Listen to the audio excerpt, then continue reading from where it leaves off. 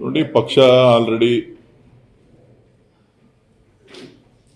ಹೇಳಿದೆ ತಾಳ್ಮೆಯಿಂದ ಇರಿ ಅಂತೇಳಿ.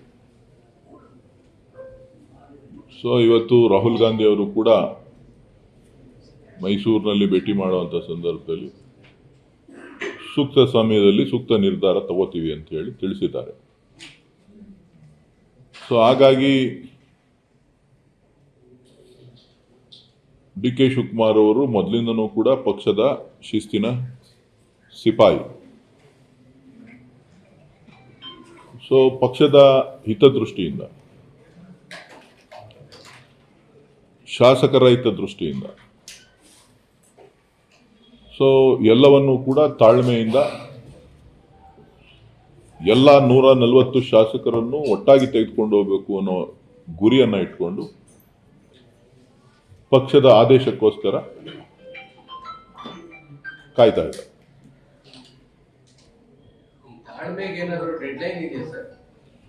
ನೋಡ್ರಿ,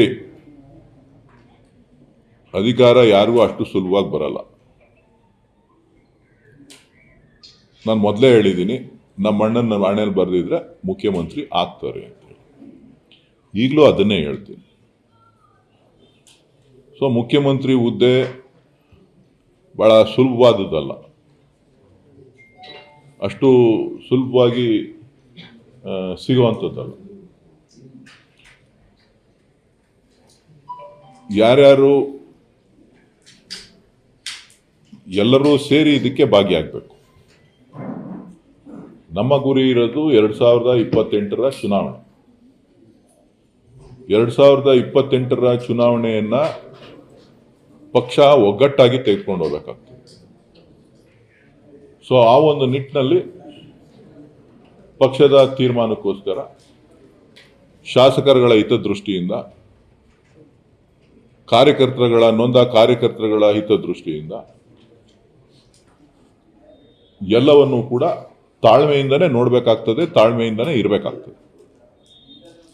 ಜೊತೆಗೆ ಅವರು ಪಕ್ಷದ ಅಧ್ಯಕ್ಷರಾಗಿದ್ದಾರೆ, ಅವರಲ್ಲಿ ಮೊದಲು ಶಿಸ್ತು ಕಾಣಬೇಕು. ಸೊ ಹಾಗಾಗಿ ಆ ಶಿಸ್ತನ್ನ ಪಾಲನೆ ಮಾಡ್ತಾ ಇದ್ದಾರೆ. ನೋಡಿ, ರಾಹುಲ್ ಗಾಂಧಿ ಅವರು ರಾಷ್ಟ್ರೀಯ ನಾಯಕರು, ಎಲ್ಲ ದೃಷ್ಟಿಕೋನಗಳನ್ನ ಇಟ್ಟುಕೊಂಡು ಅವರು ಚಿಂತನೆಗಳನ್ನ ಮಾಡ್ತಾರೆ.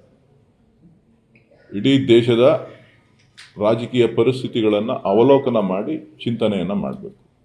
ನನಗೆ ನಿಮಗೆ ಏನಾಗ್ತದೆ, ನಾನು ಬರೀ ಶಿವಕುಮಾರ್ ದೃಷ್ಟಿಯಿಂದ ನೋಡ್ತೀನಿ, ನೀವು ನಿಮ್ಮ ಟಿವಿ ದೃಷ್ಟಿಯಿಂದ ನೀವು ನೋಡ್ತೀರಿ.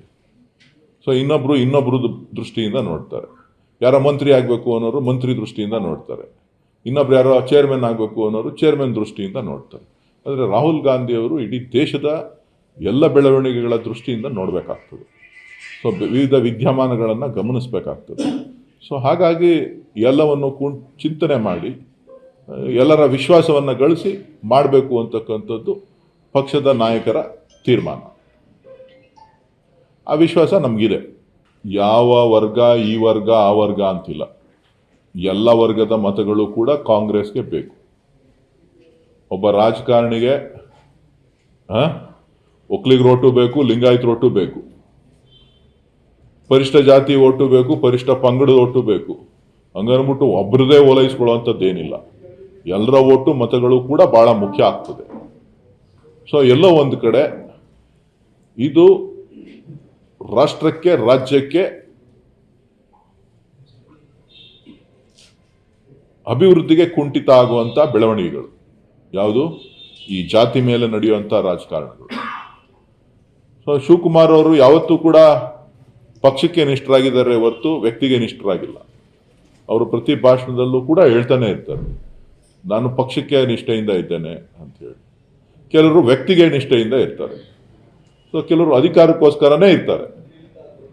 ಸೊ ಡಿ ಕೆ ಶಿವಕುಮಾರ್ ಅವರು ಮೊದಲಿಂದನೂ ಕೂಡ ಎಲ್ಲ ಥರದ ನೋವುಗಳನ್ನ, ಕಷ್ಟವನ್ನ ಪಕ್ಷದ ಜೊತೆ, ಪಕ್ಷದಲ್ಲಿ ಅಧಿಕಾರ ಇದ್ದಾಗ, ಇಲ್ಲದೇ ಇದ್ದಾಗ ಎಲ್ಲ ಸಂದರ್ಭದಲ್ಲೂ ಕೂಡ ಇದ್ದಾರೆ. ಸೊ ಹಾಗಾಗಿ ಎಲ್ಲವನ್ನು ಕೂಡ ತಾಳ್ಮೆಯಿಂದ ನೋಡ್ತಾ ಇದ್ದಾರೆ. ಭಗವಂತನ ಇಚ್ಛೆ, ಏನೇನು ತೀರ್ಮಾನ ಆಗುತ್ತೋ ಕಾದು ನೋಡೋಣ. ಎಲ್ಲದಕ್ಕೂ ಅಂತ್ಯ ಇದ್ದೇ ಇರುತ್ತಲ್ಲ. ರಾಜಕಾರಣದಲ್ಲಿ ಇದ್ಮೇಲೆ ಯಾವುದೂ ಶಾಶ್ವತ ಅಲ್ಲ. ಅಧಿಕಾರನೂ ಶಾಶ್ವತ ಅಲ್ಲ, ತಾಳ್ಮೆನೂ ಶಾಶ್ವತ ಅಲ್ಲ.